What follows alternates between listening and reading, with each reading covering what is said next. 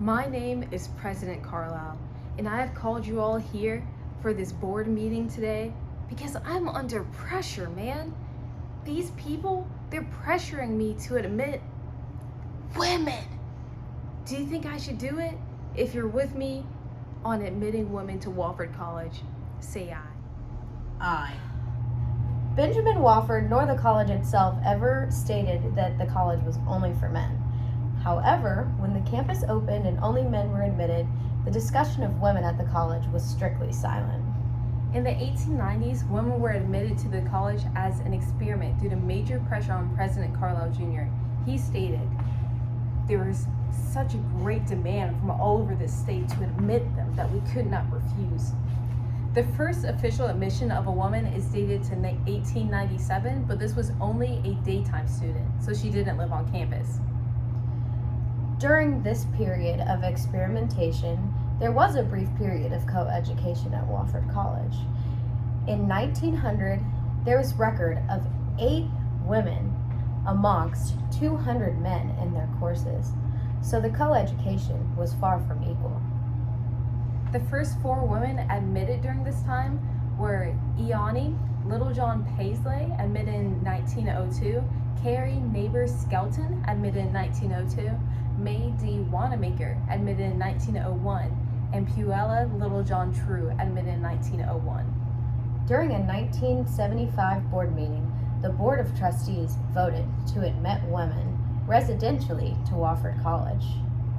When they were officially admitted in 1976, Job Malden Lassane Jr. was the president of the college.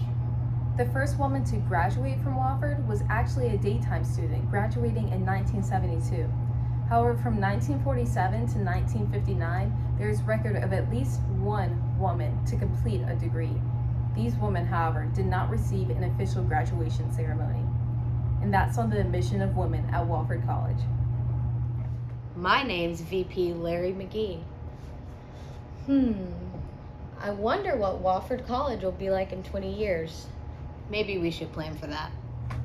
The president during the time of the master plan was Job Malden Lassane Jr., and the vice president was McGee. Dr. Larry McGee, the VP of the college at the time, was a professor of religions, teaching Religion 340 for over 10 years. He created the master plan entitled "To Improve Equality, a Plan for Improving Wofford College." He created it after a rejection of the Olin Foundation's proposal for strategic planning in 1985. The new proposal, called the Master Plan of 1987, encompassed long-term strategic planning ideas. McGee was concerned about what the college would look like in the future, so on the Wofford website, you can read about this, and it says that in his 23 years at Wofford, Dr. McGee oversaw the college's first major efforts and long-term strategic planning, which he submitted to the Board of Trustees.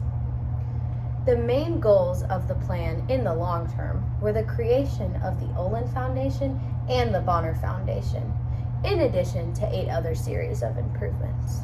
The planning series included the preparation and editing of the master plan, which included various sub-series. There was the ranking series, the communication series, and then the Bonner and the Olin Foundation series. The Olin Foundation granted McGee $5.5 million to go through with these revisions. The Bonner and Olin Foundation series observed the current relationship between Wofford College and its community, and it carefully planned how the foundations would impact Wofford students today. The Bonner Foundation provided a path to creating the Bonner Scholars Program. This is something that Wofford students are able to take advantage of today. The goal of the Bonner program was to provide public service on campus and provide scholarship to students who found Wofford education unobtainable due to the tuition. The Olin building, also created due to these revisions, was dedicated to remember the Olin Foundation. You can read more about the series and the master plan on the Wofford website. Go Terriers! I may look like your average Wofford student, but I'm actually a presidential scholar. I've got big ideas, and I care about Wofford a lot, so I'm going to travel internationally and enact those ideas. Many presidents have awarded a Presidential Scholar Award over the course of many years. At least one presidential scholar has been named since the year 1987. The Presidential International Scholarship goes to the student most likely to make a difference in the future. They are able to conduct independent research in a non-traditional location, and it is awarded annually. This scholarship is awarded by the president of the college, and the students selected must have exceptional potential to benefit mankind, a passion for service, learning, and a globally minded intellectual curiosity. The first three presidential scholars were William Collier Shade in 1987, who studied global deforestation, Joseph Ben Scholars Jamin Hill in 1989, who studied immunology programs in the Third World, and Furman Lee Buchanan in 1989, who studied wealth distribution in former British colonies. The most recent presidential international scholars were Margaret Roach and Hector Ortiz.